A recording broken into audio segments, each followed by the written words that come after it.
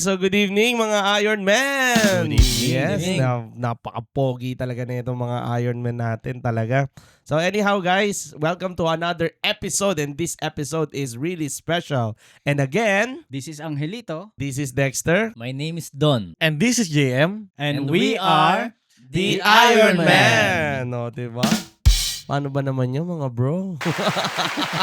Welcome to another session of Oo, Iron Man. yes. So Another week. etong na ano naman. natin, parang isang linggo na naman yun nakalipas, no? Tapos, yung bilis na talaga. Bilis Nakabilis lang. ng araw.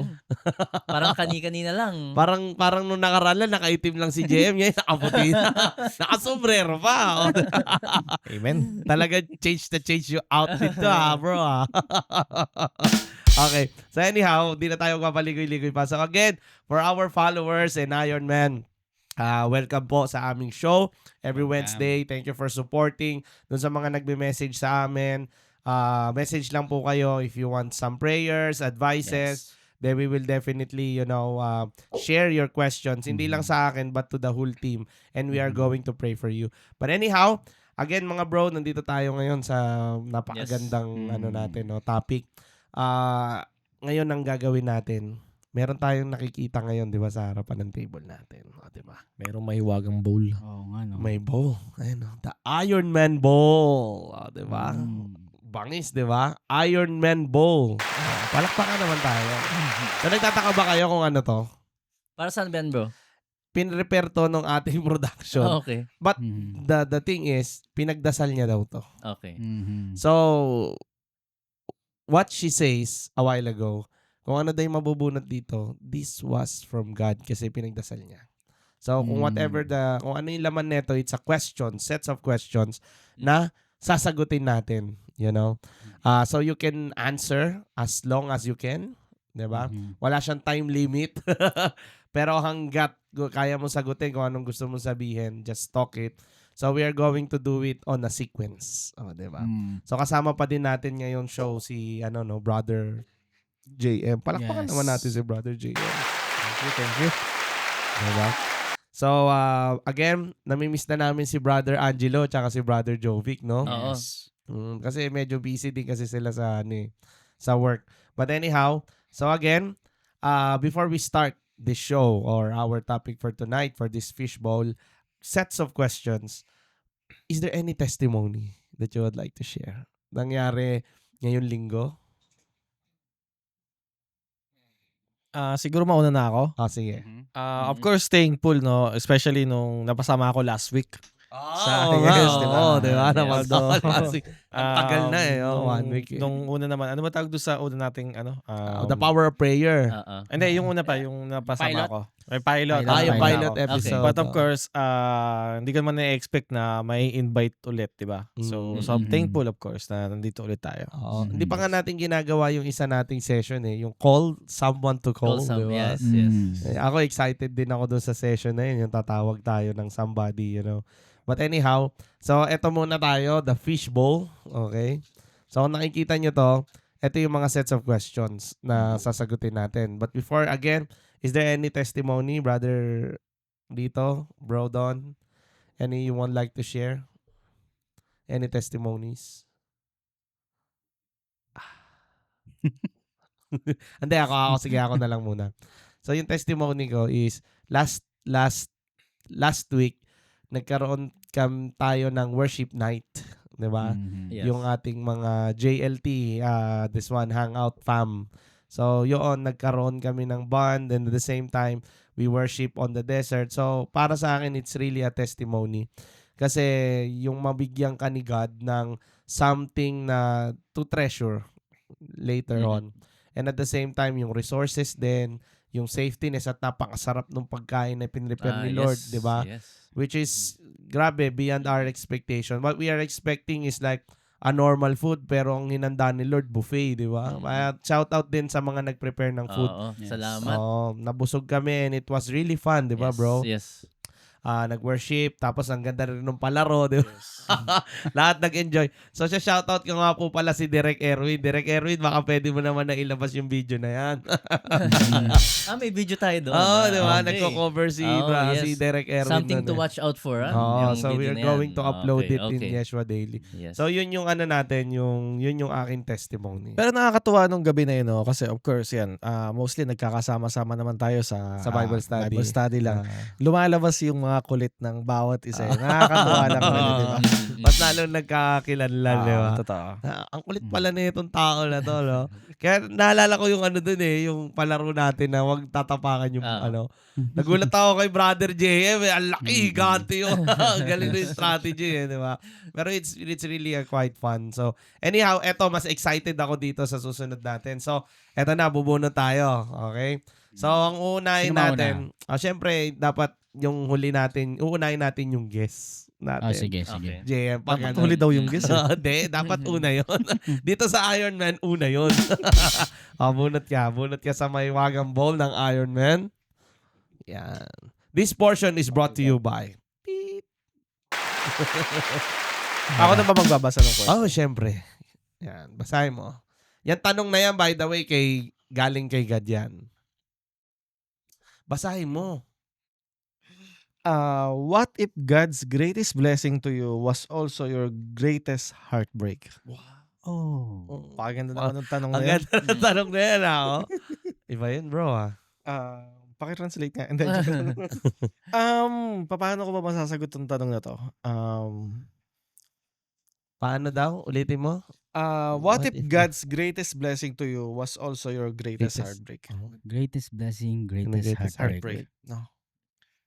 Parang ang sakit naman nun. But of course, siguro kung ibibigay man sa akin yun, of course, I know na may matututunan ako doon sa bagay na yun eh. Alam mo yun. Kasi of course, once na kung nasaktan man tayo dun or kung may malaki man mangyayari doon sa bagay na yun. Pero ikaw, taga sa kanya makat kita, meron bang nangyari sa'yo na parang tingin mo it's a blessing, pero it's an heartbreak at the same time? Marami. Pero bigay ka naman ng isang, damot mo naman. Dapat pala pwede ipasa, no? Pwede ipasa. Baka may gustong sumalo, no? Hindi, kapag may pasyon, kailangan magbibigay yun ng ano. Magsasayaw dito sa Iron Man yun, di ba? Magaganon May consequence yan. Oo, may consequence. Okay. Pag hindi sinagot. Okay, saluhin ni Erwin. Mga ganun. Sagot. Okay, dali. Ang hirap eh. But of course, siguro scenario na lang in life na something, alam mo yung especially to someone na of course, let's talk about love, no? Yes. Yan ang gusto ko. Alam mo yun, let's tayo lalayo sa heartbreak, di ba? Production, But of course, Tissue. tissue. sometimes doon mo malalaman na, of course, merong may piniprepare sa'yo si Lord na best person for that particular scenario, no? I don't know if tama ba yung sagot Ito ko ba dun sa yung tanong parang na yun. pinagtagpo pero hindi tinadhana? Ayun ba yun? Ayun ba yung ibig mo Parang sabihin? gano'n eh, di ba? Parang pinagpapasalamat mo, God, kasi natagpuan mo siya. Oo, pero But, hindi naging kayo. sa'yo, so... Kasi let's be honest, 'di ba? In part sa makikilala natin tao, maaaring hindi naman siya yung makatuluyan natin at the end of the Yes. of Totoo our yan. life. But of course, if we will look on the positive side, ang daming naturo nitong tao na to sa iyo Yes. para mabago ka, I agree. 'di ba? Mhm. Then at some point of your life, nadala mo 'yon kung sino ka ngayon at kung Yes. bakit mo rin makikilala yung Okay. mas best Yes. person para sa Ang ganda nun I agree on that. Yes. So yun. Alright. So, palakpakan natin yung Yes. si Brother Jayan. So, syempre, ito, excited din ako dito. Brother Don! Turn ko na ba? Turn mo na, bro. Teka lang. Subukan natin kung ano ito. Excited ako kalang talong yan. Alright. Medyo nakakaba pala to. Oo, di ba? Akala natin yung bulot-bulot lang no? Yung pala nakakaba. Mamaya, di tanong sa akin. Okay. Okay. What does it truly mean to deny yourself and take up your cross? Nalalim. Okay, biblical. Biblical. Biblical question. Okay. Deny yourself and take up your cross. It means for me surrendering everything to God daily. Mhm. Deny yourself and follow Jesus. So kasi para sa akin yung once you become a follower of Jesus, then you should be really devoted to Jesus. Mhm. Fully devoted, meaning he will be part of your life already.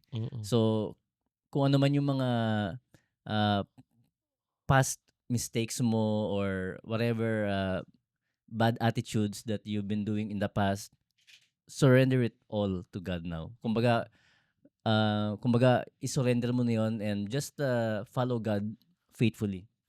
So I think ganun kasi challenge ito para sa iba, especially may mga ano pa diyan, may mga temptation pa diyan para sa iba, you know. So somewhere down the line while you are, you know, in you're walking your towards your life, may mga temptations na mag-a-appear diyan. So ito yung parang sinasabi rin na deny yourself, parang deny mo yung mga yung flesh mo. Kumbaga kung yung desires ng flesh mo. Okay? I-surrender mo yan kay God. Choose God over the worldly desires. So para sa akin, yun yung ibig sabihin noon. Take the cross. Ang Diba? ganda, bro. Napakaganda nun. Parang, pwede ba next na to? Ikaw? Sige. Ako na muna. Excited ako. Para medyo thankful ako na kay Brodo napunta yung tanong na yun. Kasi Oo. parang feeling ko di ko siya masasagot. Kaya nga, that is God. You know, we need to trust God. So anyhow, But this is... difficult din yung question sa kanya. Oo. Okay. Baka mamaya, difficult din yun sa akin Okay. Parang ganito ako bumubunot na sisiw nun. Okay. What would you do if God called you to leave everything familiar and start over? Uy, ganda nito. Oy, patron. What would you do if God called you to leave everything familiar and start over? So for me, what I would do, siguro kung sasabihin, ayun yun Actually, napag nilay-nilayan ko to. Previously, hindi lang previously, matagal na. Sabi ko noon, what if kaya kung ibalik, kasi totoo yan sa mga hindi nakakalam ng storya ng buhay ko. Lumaki po akong mahirap. Mahirap lang ako. Mahirap lang kami. So, hanggang sa natuto akong, yun na, maghanap buhay. Bata pa lang ako, naghanap buhay na ako. Yung ibang bata, nagbabakasyon. Ako, nagtatrabaho. Tapos, yung literal, yung sa amin, nag-aaral ako, di kandila. Tapos, nag-iigib. Ganon yung buhay namin. Parang it's surviving really. Kung may salitang poverty, kung may below poverty, siguro I can say that. Hanggang sa minsan, 2 beses ka lang kumakain sa isang araw. Ganon yung buhay mo. Then, suddenly, yun yung naging inspiration ko, technically, na magsumikap lalo sa buhay, mas lalong pag-igihan. So, hanggang sa yun, kahit papaano, nagkaroon ng konting hanap buhay, hanggang sa nakakaraos na sa araw-araw, yung mga dating pinoproblema mo, hindi mo na pinoproblema. Then, I came into, how do I say this? Realization na what if kaya ibalik ako ni God doon sa pinanggalingan ko, like everything iiwan ko. For me, I said, sasabihin ko sa Panginoon, totoo to, this is inside my heart.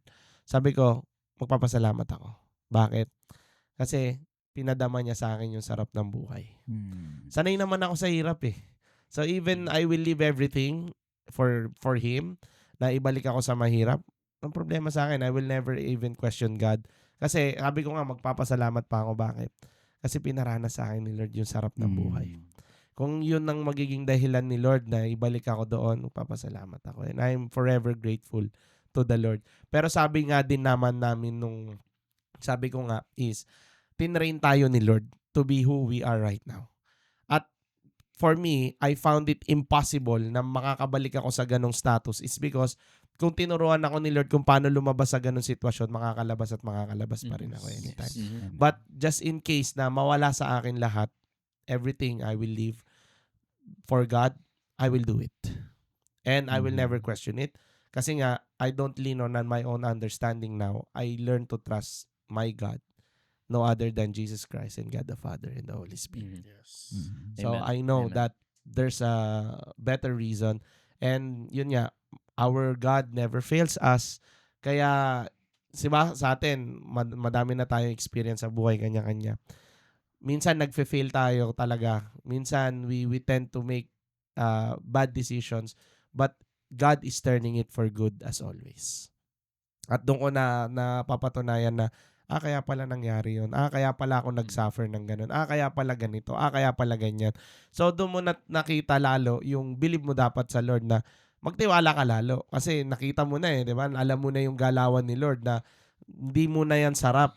Maghihirap ka talaga dyan. But the thing is, since you have the foundation with the Lord, malalagpasan mo yun. So, that's it. Amen. Yun yung sagot ko doon sa kung if I will be called by God and leave everything familiar and start over. I will still start. Actually, no, just to add, sorry to cut, no. I believe nagawa mo naman na siya eh. I mean, 'di ba? I mean, etong na right now na nagse-serve ka with God, 'di ba? I mean, yung mga dati mong bisyo, 'di ba? I mean, 'di ba? Kinalimutan mo naman na and then right now you are here, 'di ba? 'Di ba? Nag-start Kaya over na sabi, siya. parang kanina nagsasalita ka, kung ibabalik ka man doon, feeling ko talaga kayang-kaya mo yun na alam ko hindi siya magiging problema sa'yo. Actually, bro, ma-share ko lang din. Buti na open. Nagulat din ako sa sarili ko. When I accepted God, yung full heart na acception talaga. Nung na-accept ko si God, nagulat ako. Nawala yung pag-vape ko hanggang sa sumunod na yung pag-inom ng alak. Kasi okay lang naman uminom eh. Pero dati kasi talagang lango sa lango. Actually, kahit nga konti, hindi na ako nainom eh. Pangatlo, yung pagmumura ko. So sa mga nakakilala sa akin, alam nila yan kung gaano kalutong magmura. Halos lengguwahe ko yan araw-araw. 'Di ba? At napakahirap tanggalin sa isang tao ang Yes. pagmumura, Yes. lalo na when it becomes an habit. But for me, it's because of God. I started it over. I even surprised for myself. Never na ako nagmumura. Minsan may mga nalalabas pag nagugulat ka. Ganon. Pero yung intentionally, as part of my speech, as part of my thing, na nagmumura ako, nawala yun totally. Kaya, really, God is really good. You know, in my life, and God really changed you for good. God talagang babaguhin ka niya 180 degrees. Yes. Amen. So, let's proceed. Masyadong seryoso yung Ang ganda kasi yung tanong na yun. Actually talaga. Buti mo timing din sa kanya. Oo. Oo. So bro, Kaya ito, nga, gandahan mo yan. I believe na talaga si God talaga yung nakikipag-usap sa atin tonight. Yes. Ang haba, 1 meter. Ayan. 1 meter. What will you do if God asks you to give up your greatest blessing? Ang hirap nun What would you do if you are going to give up your greatest Ano blessing? muna ba yung greatest blessing mo na masasabi? Ayan. Siyempre, i-consider ko to na parang, let's say, for me, for sure, God will not ask to give up my family, no? So, i-consider ko to siguro sa trabaho or etong si Dubai. Siguro i-accept ko. Lalo na, alam naman natin pag si God yung for what will you do? Pero, ayun nga, pag alam mo talaga na pag si God na yung gumawa ng way or yung senaryo, malalaman naman natin kung kay God. Parang bakit hindi? As long na parang sa kanya ako sasandal din. Kumbaga, sa kanya ko iaasa lahat. Sa kanya ako hingi ng guidance. So, ayun, tatanggapin ko siya. Ang galing na-amaze ako sa tanong Actually, may naalala ako, no? Pasok ko lang. Yung last week, naalala mo yung sinabi mo last week? Meron kang pinagpe-pray na isang trabaho. Then, nakuha mo yung trabaho na yon. Then, suddenly, meron na namang isang trabaho na gusto mo rin. Oo nga, no? Diba? Ayan siya, diba? Last topic. Oo. Last week. What will you do if God asks you to give up your greatest blessing? Parang ito nga siya, no? Nagre-reflect siya doon. No? Pinag-pray ko yun. Nakuha ko siya. Pati yung posisyon. Nakuha ko siya. Then, eto na. May offer na dumating. Parang, ayun. Ayun nga yun. Isa yun. Isa sa mga, parang okay lang ba yun? After mo ipag-pray, pakakawalan mo na lang ng ganun. Parang ganun. Isa siya sa mga nagiging decision ko. Hindi, at saka ito, yung na-miss ako sa mga tanong na dumarami pa namang iba. Kay Ate Angel, na ano ko sa kanya before, parang gusto ko na umuwi, parang gano'n, kasi lumalaki yung mga bata. Doon lang sila, hindi na maulit yung moment na 2 years old sila, hindi na maulit yung moment na 3 years old sila. Parang ganito ba talaga ako? Hindi ko na talaga ma-experience yung mag-alaga ng ganong kaliit na anak. Ganon. Kasi nangyari na siya sa panganay ko, tapos sa kanilang dalawa uli. So, ayun, wala. Nakaka-miss lang yung mga tanong. So, nakaka-bless tong moment na to. Mm. Ayun. Thank you. Parang kailangan mo kumuha ng tissue. Hindi, na-miss lang ako talaga. Oo. 'Di ba? So Mm. parang yun yung parang kailangan natin. But anyhow, parang din ako, nagulat din ako, parang this is something na parang Nakakaisang round pa lang tayo isang round niyan. pa lang tayo, parang iba Oo. na yung nire-reveal ni God, no? Parang yung tanong personalized for you, di ba? Oo. So wag na natin patagalin, okay? Do the honor again. We have all the time on earth tonight, yes. Kikip ko nga to. Ako nga, kikip ko nga rin yung mga tanong ko. Asan yung tanong mo, bro? Ay, wah.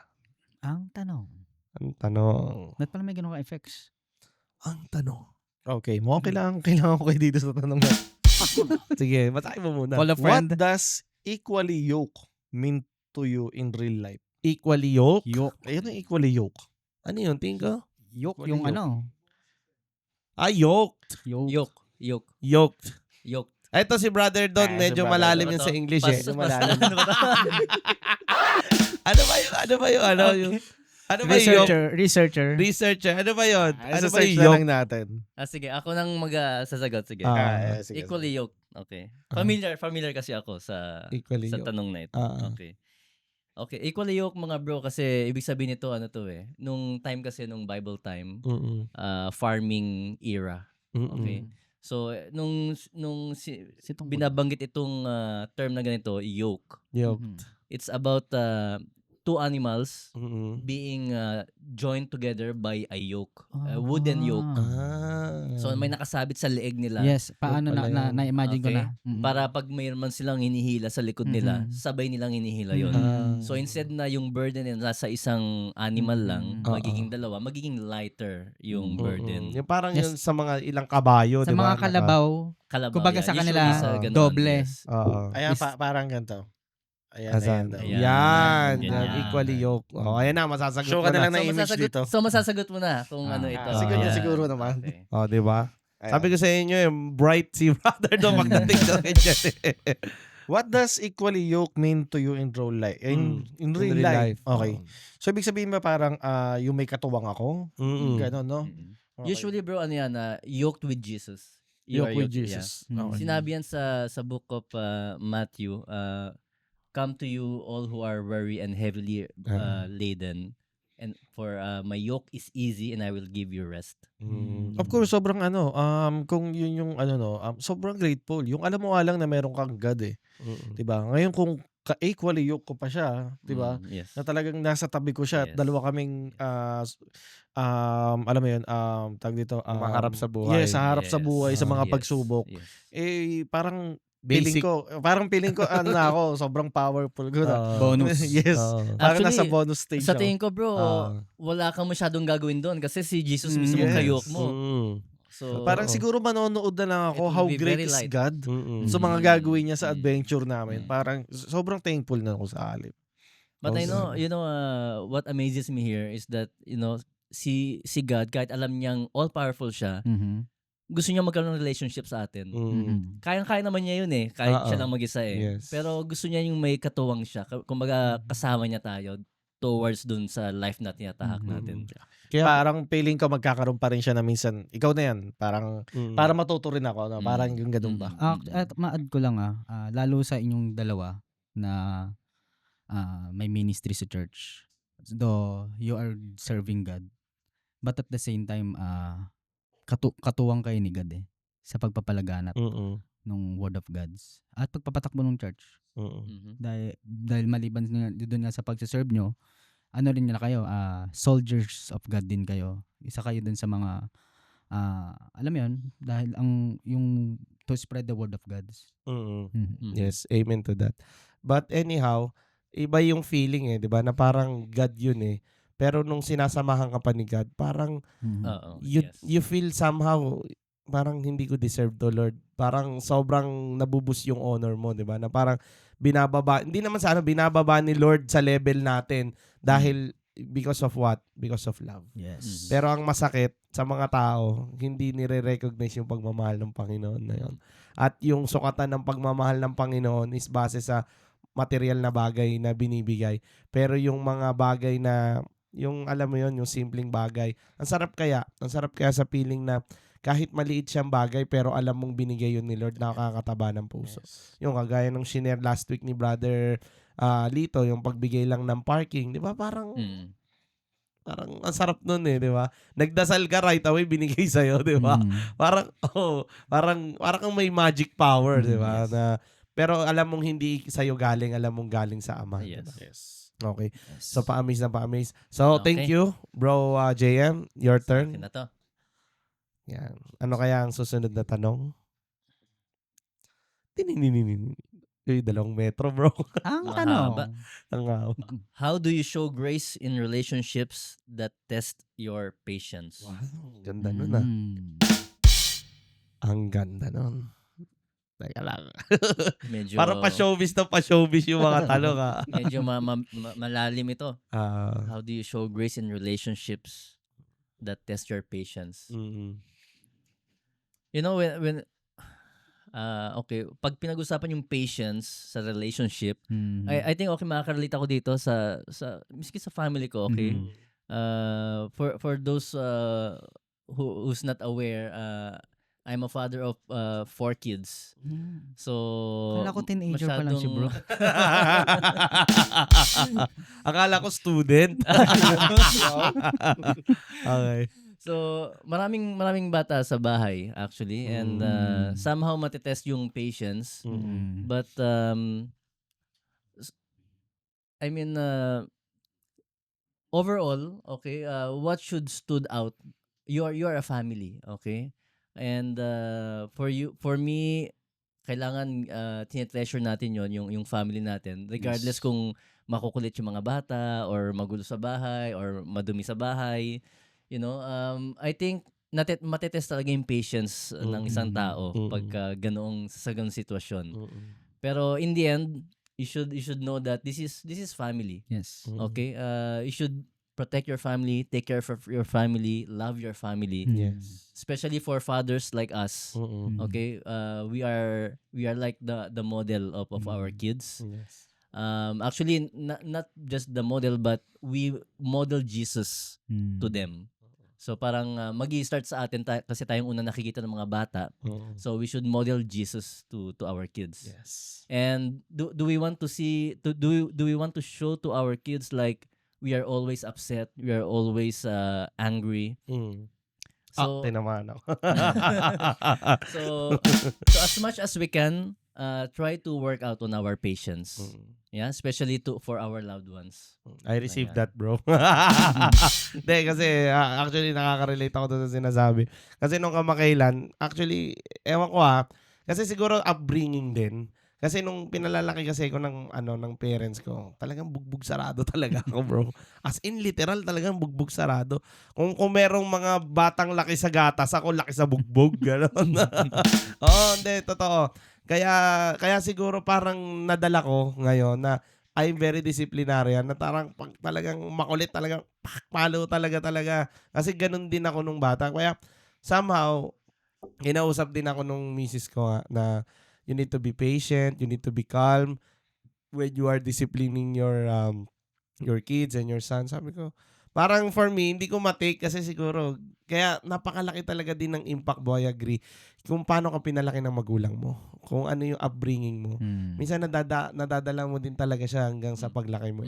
Pero yun nga, salamat din kasi meron mga tao like yan, na magre-remind sa'yo kung ano yung dapat mong gawin. Kaya somehow, nandun pa din ako sa stage ng learning that period. Diba? Yes. Bilang ama na. Kasi talagang pag nakukulitan na ako, namamalo talaga ako. Namamalo talaga ako, totoo. Then, sumisigaw din talaga ako kapag talagang naiinis na ako. But the patience was there. Before I will do it, technically, hindi naman kada isang mali. Talagang naiipon kasi. Which is siguro yun yung kailangan kong then binigyan din ako ng tip nung asawa ko na isipin mo daw kapag halimbawa may ginawang mali, parang huminga ka ng malalim, tas bumuga ka, Tapos, isipin mo, yung kakausapin mo is 25 years old.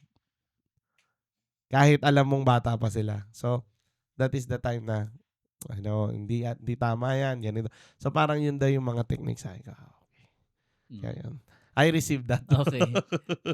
Additional para dyan, bro, Mm. no? Naalala ko lang.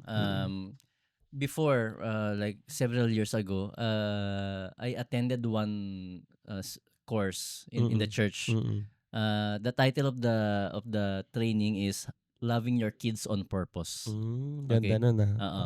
So, tama kasi yung sinabi mo na sometimes depends on your upbringing. Sometimes kung ano yung experience mo sa parents mo, yun din ang naipapasa mo sa mga kids mo. Parang ganoon. So, kasi naipaliwanag yun dati, parang i-consider mo yun na meron kang knapsack, for example. And whatever, kung ano man yung na-experience mo sa parents mo when you were small, nadadala mo yon sa backpack mo. Kumbaga parang tools mo ngayon yon. Okay? Tools mo na pwede mong i-apply ngayon sa mga anak mo. We all know that humans are not perfect. Yes. Okay? Not all of our parents are perfect. So, parang ang nangyayari, minomodel natin sa mga anak natin kung ano yung natutunan natin sa parents din natin. Now, I'm not against any parent here. Yes. I honor our parents. But, kung sakaling magkakaroon ka ng model, hindi parents but Jesus. Amen. Okay? So, isa yun sa mga tinuro na parang tatanungin mo, yung bag mo, yung mga tools mo sa bag, it's not about your experience when you are small also.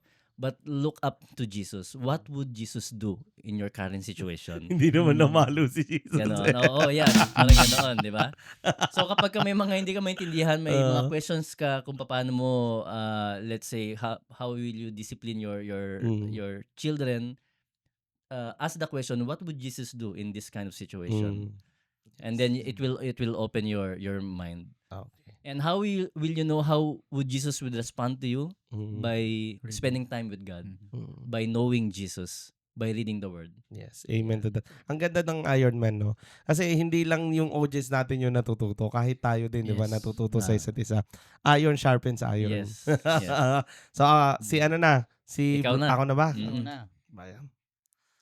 Okay. Parang palalim yung conversation. Parang nag-enjoy ako ngayong week. Sana, may fishbowl tayo, 2 sessions. Ayan. Nga ba, 3 metro to Ito na. Why do some prayers seems unanswered even when they align with God's will? Parang topic lang last week yun. Diba?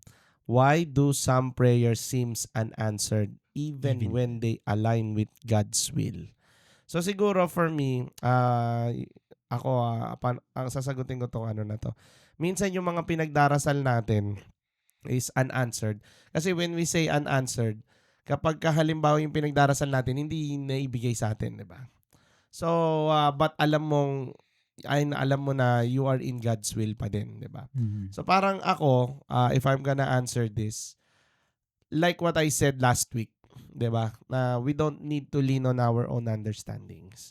So we need to trust God with all of our hearts, that whatever His plans for us is always for the best. So it doesn't mean na pinagdasal natin siya ngayon, makukuha din kagad natin yung answers. And there's a lot of stories in the Bibles as well na yung mga nagdasal, God answered it 10 years, 20 years after, Yes. 30 years. So for me, we need to trust the time of God, perfect time of God. Maaari we tend to feel na ay parang late pa ako, ay parang hindi. Kumbaga, meron tayo 'di ba dati ako may i-share ako. Meron kaming discussion ng mom ko before pa na parang sabi niya, matanda na ako, OFW pa din ako, mahina na ako, hanggang ganito pa din ako, wala pa din akong bahay. Ganun yung salita niya sa akin, wala pa din akong bahay. Si ganito, may bahay na. Si ganyan, may bahay na. Ako, wala pa din. So parang, sabi kong ganun sa kanya, bakit, why you're comparing yourself to others? Sabi ko, we need to focus on what we have.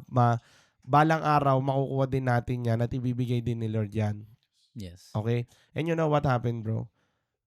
Because of God's grace, ngayon, marami na siyang bahay, hindi niya natitiran. So that's how God is, how do I say this? That is God answers. Kumbaga, wag natin pangunahan. Hindi porkit yung pinagdasal natin hindi binigay sa atin, it doesn't mean our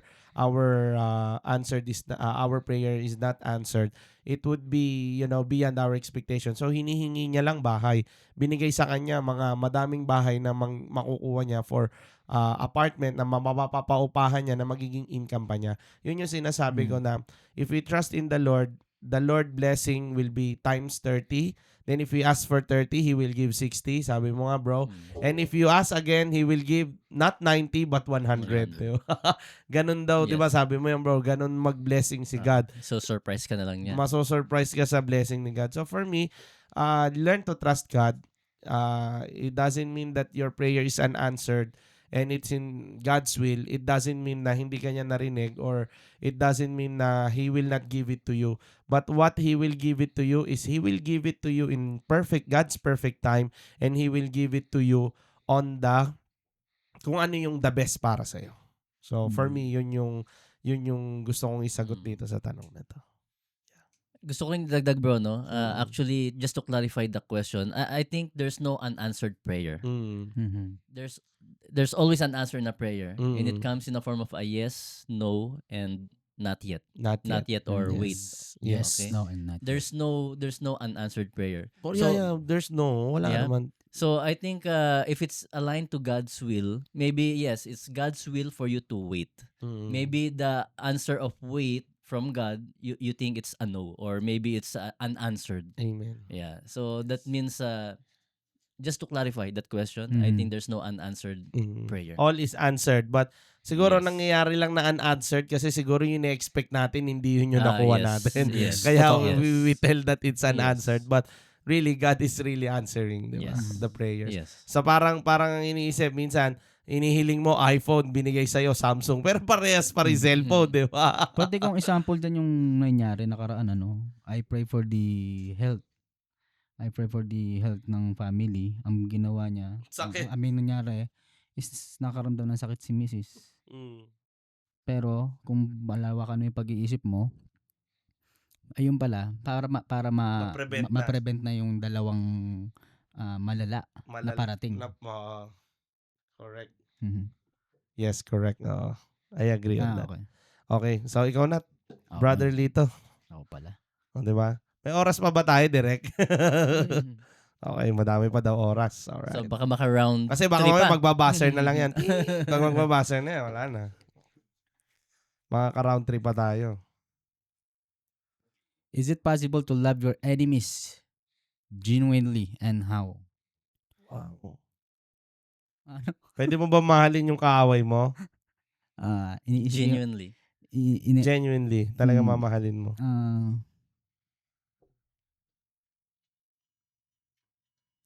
Ayun na nga yung baser. Ayun yung sinasabi ko. Magta-time na tayo, mga bro.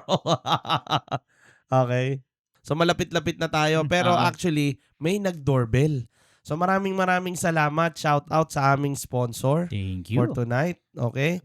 Brought to you by no other than Starbucks. Yan. Maraming salamat, Thank you. mahal. Thank you po. Thank you very much. Ang sarap niyan. Pahigop naman yan. Grapes. Yun. So, 'di ba? Mahal na mahal tayo ni ni Salamat. Jesus. No? Nag-Iron Man Answer tayo. prayer kagad. Binigyan tayo kagad ng masarap na kape. Yun. So, thank you for Starbucks for sponsoring this, and thank you, mahal, for ordering us something to drink. Mhm. 'Di ba? So sweet. Okay. So, punta na tayo dun sa question. So, to, ano na? Maganda-ganda yung tanong eh. Oo. Mamahalin mo daw ba genuinely ang iyong enemy? Di ba parang hirap nun, no? Pag sinabi mo kasing enemy, kalaban eh. So isipin mo, kalaban mo si Satanas, mamahalin mo ng genuinely ba si Satanas? Di ba parang, how is it? How you are going to answer it? Ako, iniisip ko yung enemy ko na tao, no? Tao to Oo. Hindi si Satan. Siguro the best kong magagawa is mapatawad lang siya. Pero yung mamahalin mo, I mean, parang mamahalin mo siya bilang kaibigan or ano, ganun ba yung meaning? Though maraming way ng pagmamahal, I think that's another way of love, yung pagpapatawad. So, yun. Yes. I can say yes. Genuinely love by forgiving. Start by forgiving. Yes. Mm. Actually, hinihintay ko, naiisip ko siya na pag naglalakad ako dun sa area ko. Sabi ko, di ba meron ako nakasalubong minsan dun. So, inaano ko, paano kaya pag nakasalubong ko siya ulit ngayon, this time na nandito na ako sa church, nandito na ako sa mga ganitong activity. So, siguro yun, tamang lang. Way ko lang pagpapatawad na lang yun. Sabi Hindi mo, ko na siya papansinin. Hindi mo na sabi, Brad. Hindi na ganun. Oo.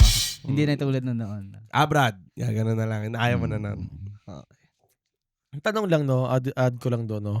Kasi ano yung quotation na so kasi you can forgive but you can't forget.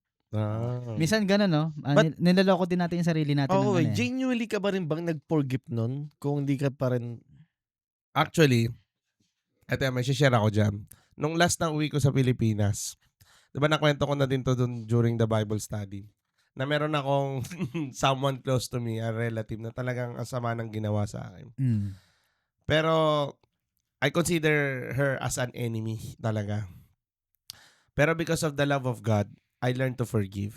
Talagang ako pa mismo yung nagpakumbaba. Minahal ko rin siya. Talagang niyakap ko siya kahit even she is my enemy. Then, But did you forget? No. No. Technically, I forgive, but nandun pa din kasi yung yung hindi na nakalimutan eh. Nandun na yung pag-iingat. Kinalimutan mo na kasi if you will never be forgiving if you will not forget. Kasi kailangan mo talagang kalimutan yon. So pag kinalimutan mo yon, doon pa lang mag-uumpisa yung pag nag-forgive ka, kailangan mong kalimutan yun, doon pa lang mag-uumpisa yung healing. But, it doesn't mean na yung cracks it will be, nandun na yung cracks. Kumbaga, it will still function, pero nandun na yung mag-iingat ka na. Kasi kapag hindi ka nag-iingat, mababasag ka na naman. Kasi may wisdom ka na meron ng history. So, to avoid that one, wag na ulit. Sa madaling salita, ma-share ko lang dito, no? So, nung nakaraan, nagme-message sa akin, nanghihingi na naman siya ng tulong. So hanggang sa sinabi ko na, dahil nainis ako na naman, sabi ko, I forgive you, but I am not a fool. Like, alam ko, ginagawa na naman niya yung dating gagawin niya, ginagawa niya sa akin. Kaya sabi ko, I forgive you, but I am not a fool.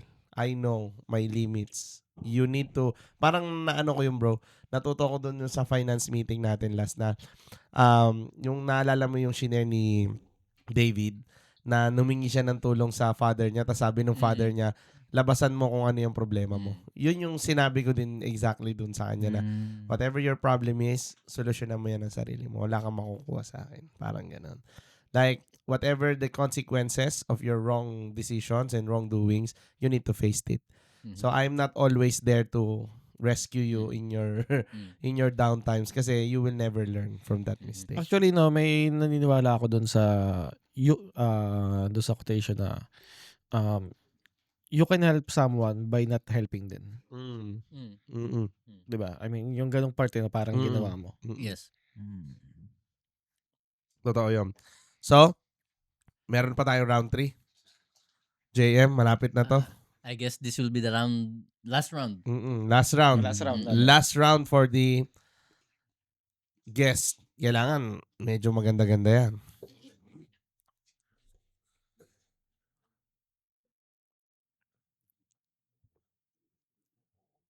Ganda ng tanong. Ang ganda nga, narinig ko nga. How do you know if someone is truly sent by God or just good timing?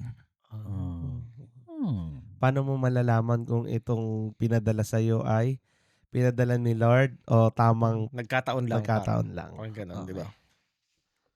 Parang hirap nung tanong. Pero ang hirap ganda na yun. nung tanong pero ang hirap sagutin. Hirap sagutin. Pero para sa akin, no, walang bagay na nagkataon eh. It's really, God's plan. Yes, God's plan, di ba? So, yun, para sa akin yun siya eh. Either yun nga, katulad nung unang tanong kanina, yung greatest blessing mo, pwede siya maging greatest heartbreak na, of course, you just need to look on the positive side of that scenario. But for me, yun siya para sa akin eh. Kung meron man akong natatanggap anything right now is not I think, no, I know that this is God's plan or kasama to sa mga kagustuhan ni Lord, no, Mm. para sa akin, no, or para sa atin. So, yun siya para sa akin eh. Anything ba? Baka may gusto kayo i-add doon. Ako, parang lahat ng taong may encounter natin is may purpose eh. Mm. Ngayon, meron tayong may encounter na bad vibes. Pero sa atin na yun, na iiwasan natin yun. Mm. Kumbaga, sige, ilalapit ko sa'yo itong tao na to. Anong gagawin mo? Iiwasan mo or kapapakasamahan mo? Yung taong may negative impact sa buhay mo. Siyempre, dahil meron ka ng utak at meron ka namang iiwasan mo siya. Mm. So, ayun, believe ako dun sa, I believe that lahat ng taong may encounter natin is may purpose sila Mm. sa atin. So ako agree din naman ako doon. So yung sinabi mo kanina, JM, na add ko lang, no. Gusto ko 'yon, yung sagot mo na walang taong nagkataon lang, lahat ay in God's plan. I believe in that. Whether kasi marami na rin ako nakilala sa buhay ko na akala ko siya na, yung pala hindi pa pala, di ba? At saka na-witness natin, di ba? Eto na, may share na ako sa inyo. Ayan. Hindi na tayo lalayo. Shout out kung nanonood ka man. Cyrus, namimiss na kita. Di ba? So, akala ko noon, actually, I found a friend. Pero, hindi naman sa pag-aano, but may mga nangyaring mga bagay na hindi natin inaasahan. Nakakala ko, kasama ko pala siya hanggang sa ganun. Hanggang doon lang pala yung buhay. Hanggang doon na lang pala yung pagsasamahan namin na kailangan namin maghiwalay for us to grow each other. Exactly. Diba? But it doesn't mean na nagkataon lang yon. I know it's God's plan. At natutuwa din naman ako na nakikita ko na siya eh, parang isa siya sa mga literal na Yes. ano tawag doon? Backslide. Talagang literal na backslider talaga din. When I saw him, now he's back to church. So I said, nangyari yon. Kaya I never question kung halimbawa nangyari man yun sa amin, yun yung sinasabing, will you give up everything that you have just to follow God's, di ba? And tignan mo, everything happens for a purpose. Tignan mo. Look at you now and look at him now. And look at we now. Yes. Di ba? We are discussing about God, pero dati magkakasama kami sa kalokohan. Di ba? Kumbaga, gumawa si Lord na hindi na may heartbreak man, actually. Kasi syempre, actually, para kami magkakapatid eh. Actually, hanggang sa nagkahiwa-hiwalay kami. So, parang nandun din yung heartbreak namin na parang kailan lang magkakasama kami, nagka-camping, nagagala, puro ganito, puro ganyan ginagawa namin. Then, suddenly, mag-iwa-hiwalay kami. So, really, it's really in God's plan. You know? At kung nasan man siguro siya, I know that He is in good hands because He is in church now. Yes. At marami din makakapag-advise sa Kanya. Kaya kung nanonood ka man neto, minessage kita, hindi ka nagme-message sa akin. But for me, you know, yun yan, nagkapatawaran na, napatawad ko na rin si Sai. So, ako, I'm really looking forward to meet him once again, makapag-catch up kami, and this time we're going to talk about God na. Diba? Maybe someday a guest in our podcast. Yes. Yes. Sana. No, I think via video call. Oo, tatawagan natin siya. No? Tsaka ma-add ko lang dun sa question, I think related naman siya. Treasure natin yung mga taong na-encounter natin. Isa pa yan. Madalas ko sa'yo naririnig to eh. Parang treasure mo yung mga, hindi ko alam tama yung term ko, pero treasure mo yung panahon na magkakasama kayo kasi hindi nyo alam kung kailan yung last na magkakasama kayo. For example, yun yung sinasabi ko, bro, na kay Lito na, halimbawa itong pagsasama natin to the Iron Man, kasama si Derek Erwin, si Grapes, yung bonding natin na to, sulitin natin. Bakit? Hindi natin alam kung magkakasama pa ba tayo, what if tomorrow there will be change of plans, iba na yung tatahakin. And I realize, and shout out again our worship leader Fabian Martin. Yun. Mm. May sepangs ako ng konti eh. Separation anxiety kasi si brother Fabian yung nag-introduce talaga sa akin to the worship team. Then nagulat ako dun sa announcement that they will migrate to US. Then this coming Sunday will be their last worship Sunday. So parang somehow nalulungkot ako na I know that hindi naman ako ganito pero bakit nagiging ganun yung emotion, nalulungkot ako. Kasi somehow nakasama ko din sila during practice every week. Tapos ang dami ko rin natutunan sa kanya. So parang medyo natitiri ako. Kasi parang for me, yun, dun bumabalik yung dati magkakasama tayo sa bahay. Tapos ngayon, nakita mo, we've been already having our own families.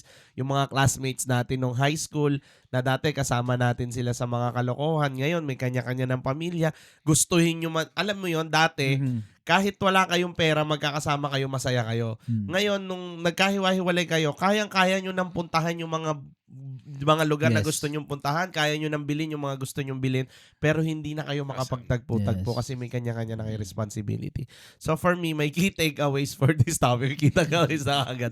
Pero bago ko makalimutan, is kung may pagkakataon kayo na kasama nyo yung mga mahal nyo sa buhay, kaibigan, minamahal, treasure each moments na kasama nyo sila kasi hindi nyo alam kung sa susunod ba makakasama nyo pa rin sila. At least, you created good memories together. Yes. Diba? So, yun. Yun. So, I think, ayun na, key takeaways na, diba? So, we would love to answer still and finish the fishball, but I guess, Last round? I think, okay. meron pa ba tayo? Pwede pa ba tayo last round, direct? Ha? Siguro, hindi na tayo aabot. So, but anyhow, we would love to, ang bilis. So, nakakadalawang round pa lang din ako. Ang dami pang question. So, sige, sa susunod na episode natin, uubusin yung Exciting ibang siya laman actually, nito, diba? Ang ganda kasi random siya, diba?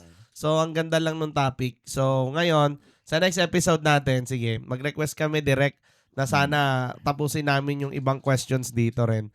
Kasi sobrang ganda. Sana pwede ko magbasa ng question, no? Tapos sagutin ng audience. Oo, pwede rin. No? Sige, magbasa tayo ng question. Isa lang, paiwan. No? Iwan natin yung question sa kanila. Then comment your answers. Yes. O, kayo yung audience namin ngayon. So, bubunot kami ng isang tanong dito. So, ito po yung tanong sa inyo ni God na gusto kong sagutin nyo, and post your answers in the comment sections. Diba? Mas exciting, bro. No? And babasahin natin yan, yung sagot ninyo. Babasahin natin yan on the next episode, diba? Before we start our show. And we're going to read some comments din, diba? So, malay nyo, diba? Hindi, ganun din Minsan sa experience nila, diba, natututo tayo. Yes. So this question is all about, okay, ito yung tanong para sa inyo, guys. How do you know the difference between waiting on God and procrastinating? Oh. Ang ganda naman ng paiwan na tanong na yun. Diba? Kung nanonood kayo ng aming mga diba? Nandun yung clip ni brother doon sa Yeshua Daily about procrastination. Diba? Yes. Parang nung first time ko narinig yun, starstruck din ako. Ano yung procrastinating? So for those who doesn't know, so procrastinating is something to delay, like delaying it purposely, kung kaya namang gawin pero dinidelay. So yun yung procrastinating. So how do you know the difference between waiting on God and procrastinating? So yun po yung tanong para sa inyo. So comment down below your answers. Ganda, daming makaka-relate sa tanong na yun. Ganda. So ngayon, we're about to tell our key takeaways. So JM, any key takeaways for tonight? Natutunan mo sa mga tanong natin. Ano yung pinaka nagustuhan mo na tumatak sa'yo na gusto mong magbigay ng ano? Yung pinaka tumatak talaga sa akin yung last question. Yung mga sinasabi natin about do sa mga lumipas na, no? Just to share lang yung isa sa mga favorite ko I wish there was a way to know you're in the good old days, before you actually left them. Yung sinasabi nyo. Actually, no, napakadaming bagay na kailangan nating i-treasure, ipagpapasalamat sa Diyos na naranasan natin siya. Na pinaranas siya sa atin. Masakit man yun, masarap man yun, alam mo yun. Lahat ng bagay na yun, nagbigay ng aral, nagbigay ng lesson. Nagbigay ng sa atin ng strength kung sino tayo right now. 'Di ba? Kasi hindi yun yung gusto ko ring ipagpasalamat, yung mga hardships, yung mga heartbreak before. Kasi kung hindi ko naranasan yun, hindi naman ako mas hindi naman tayo mas magiging strong kung ano tayo right now. Yes. Diba? Yun yung pinaka talagang nag-take away ko for tonight. How about you, bro? Alright, para sa akin naman yung key takeaways ko dito, actually, hindi to tanong sa akin tanong to kay Bro JM kanina yung about dun sa yoke. So para sa akin, it's just a reminder that whatever we're going through, remember that we have Jesus beside us. Amen. So if we have Jesus beside us, that means we can conquer. We can conquer everything. We can be victorious in all of our situations. So we can take a very good encouragement knowing that Jesus is with us wherever we go. Amen. Yeah. For me, siguro yung key takeaways ko dito, yung love your enemies. Diba? So, for me, this is something na mahirap gawin, pero if we see Jesus, diba? Even yung humahataw sa kanya ng palakol sa likod ng latigo, pinatawad niya lahat, diba? Even yung kasama niya sa cross, diba? Na kinondem ng mga tao nung sinabing isama mo ako sa kingdom mo, 'di ba? Sabi ni Lord, 'di ba? Isasama kita. So, yun yung mga point na forgive them because they don't know what they are doing, 'di ba? So, loving the enemy is something impossible, but if we know Jesus, if we follow Jesus, we learn how to forgive and forget. But yun lang. Hindi ka tunay na nagmamahal o hindi ka tunay na naniniwala kay Lord kung hindi ka magpapatawad. Because for me, one of the key fruits of ng alam mong namamahay sa iyo ang Panginoon kapag marunong ka magpatawad. But it doesn't mean na magpapakatanga ka sa mga tao na aabusuhin ka. No, it doesn't say that. You learn to forgive and to forget for those people who cause you something bad, but you need to protect yourself as well. Diba? It doesn't mean na pinatawad mo magpapaloko ka pa ulit. It doesn't mean na patawad mo pwede mo na ulit ibalik yung dati. So you need to learn to forgive and forget and protect yourself. Yun yung key takeaways ko for tonight.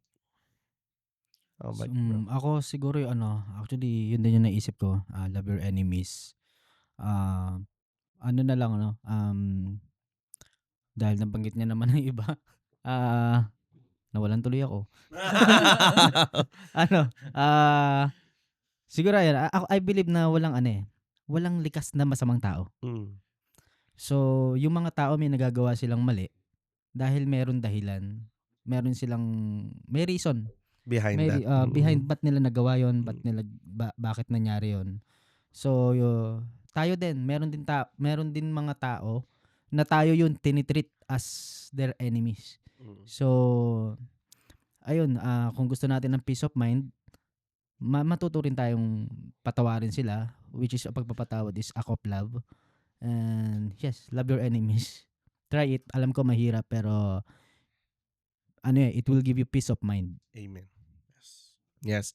So again, maraming salamat for all our viewers and sa pagsubaybay sa aming mga episodes. And I hope in our episodes nag-e-enjoy din kayo sa topic and technically you are learning some words for God. And maraming salamat to all our sponsors, to our directs, sa mga staffs na bumubuo ng Iron Man. Maraming salamat sa mga bros, kay Bro JM, kay Brother Don, kay Brother Lito. Kasi I know that they are also sacrificing their time. But para sa inyo guys, ginagawa namin ito kasi gusto namin makarinig din kayo ng words from the Lord. And syempre, matuto din tayo from each other experience. So again guys, I would like to thank you. And please follow us from our Facebook, YouTube, subscribe it, share it with your loved ones, share it with your friends. Kung nakarelate kayo dito sa topic natin for tonight, pwede nyo pong i-share itong videos namin sa inyong mga mahal sa buhay. And at the same time, kung kayo naman ay nagda-drive along the way, please play us and follow us to our Spotify, Iron Man by Yeshua Daily. So again guys, maraming salamat at magkita-kita tayo ulit for our next episode in the Iron Man. And again, this is Angelito. This is Dexter. My name is Don. And this is JM. And we are the Iron Man.